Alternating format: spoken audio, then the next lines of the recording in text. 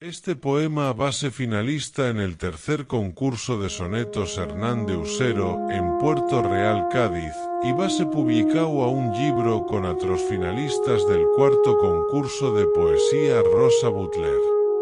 Áratos lo recito en el aragonés Baicho Ribagorzano. En la alborada triste, escuro duelo, la mare yace en lecho de partida. El cuerpo se desangra y ella olvida. S'apaga en el agüero, triste anhelo. El nino nace y la nina pel suelo llora y chavida desaparecida.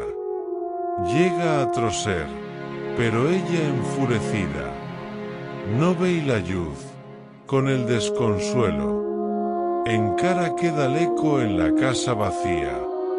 La risa al aire y su cantar resona. Ausencia que pesa llena de agonía. Queda el jardín con las azucenas. Un llegao de color y geometría. Perfume que fiota per las alacenas.